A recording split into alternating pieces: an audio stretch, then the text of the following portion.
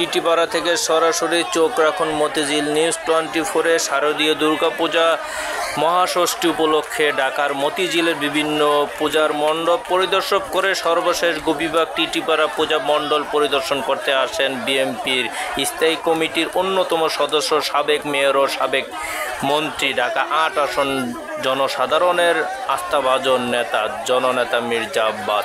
সাথে উপস্থিত রয়েছেন ঢাকা মহানগর দক্ষিণের বিএনপির সিনিয়র নেতাকর্মীরা, আরও উপস্থিত রয়েছেন যুবদল, ছাত্রদল নেতাকর্মীরা। সরাসরি আপনাদের দেখানোর চেষ্টা করি, চোখ রাখুন মতিঝিল নিউজ 20। সরাসরি আপনাদেরকে দেখানোর চেষ্টা করি, চোখ রাখুন মতিঝিল নিউজ 24-এ। এখন ফুল দিয়ে বরণ করে নিচ্ছে, একটু দেখানোর চেষ্টা করি। সাথে রয়েছেন ৮ নং ওয়ার্ডের নেতাকর্মীরা, রয়েছেন ঢাকা দক্ষিণ মহানগরের সিনিয়র নেতাকর্মীরা এবং রয়েছেন যুবদল, ছাত্রদলের নেতাকর্মীরা। একটু দেখানোর চেষ্টা করি, ফুল দিয়ে বরণ করে নিচ্ছে কমিটি, পূজা মণ্ডলের কমিটির। একটু দেখানোর চেষ্টা করি, সরাসরি চোখ রাখুন মতিঝিল নিউজ 24-এ। আমাদের সাথেই থাকুন, সঙ্গে থাকুন। আমাদের ৮ নং ওয়ার্ডে ইসমাইল ভাই, ইনি দীর্ঘ 16 বছর ধরে আমাদের চোখে দেখা দেয়নি, অথচ এই শারদীয় পূজায় প্রত্যেকবারই আর্থিক সহযোগিতা আমাদের দিয়ে আসছেন।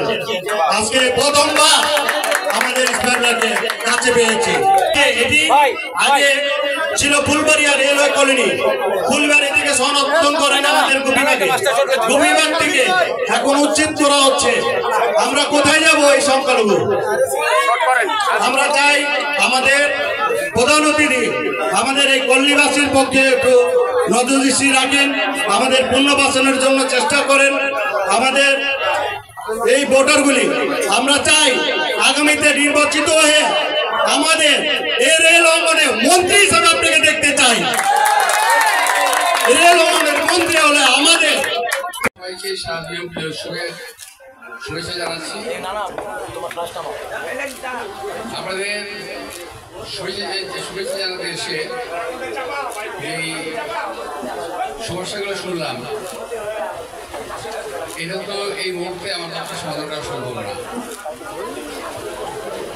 এই মুহূর্তে বিএনপি ক্ষমতায় নাই, ক্ষমতায় অন্য সরকার।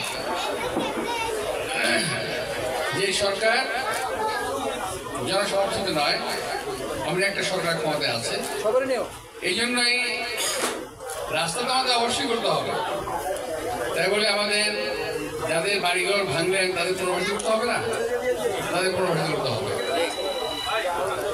পুনর্বাসন ছাড়া এই ভাঙচুর করা ঠিক হয় নাই।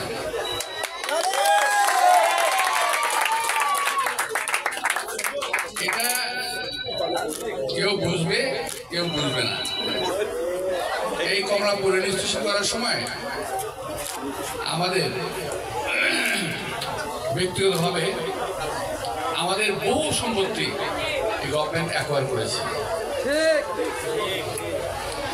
যারা গাড়ি কেনেন, রাজাবাড়ির মোড় থেকে যদি ফ্লাইওভার ব্রিজের দিকে যান অথবা ফ্লাইওভার ব্রিজ থেকে যদি রাজাবাড়ির দিকে আসেন, যে রাস্তাটা দেখছেন এই পুরো রাস্তাটা আমার বাড়ির মধ্য দিয়ে গেছে, একেবারে মাঝ দিয়ে গেছে, গিয়ে বাড়িটাকে দুটো ভাগ করেছে। আপনি খেয়াল করে দেখবেন, আগে যেতাম থাকতাম, এখন আমি পাশেটা থাকতাম।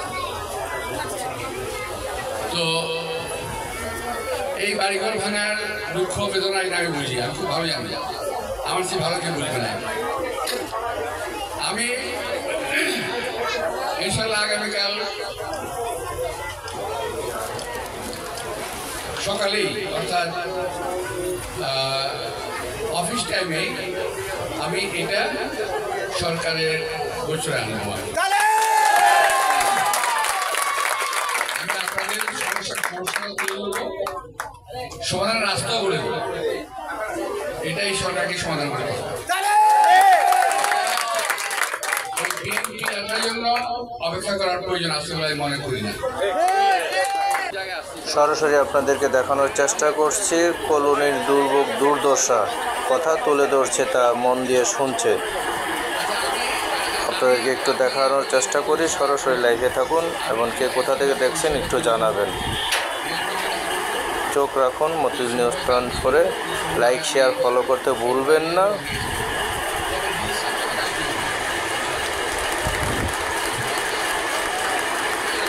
সরাসরি এবং সমাধানের চেষ্টা করছে, আপনাদেরকে দেখানোর চেষ্টা করি।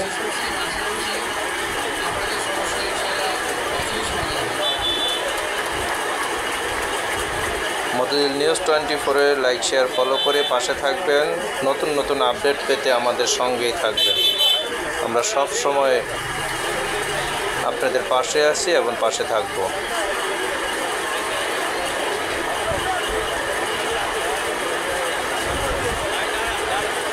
লাইভে থাকুন, চোখ রাখুন মতিঝিল নিউজ 24-এ।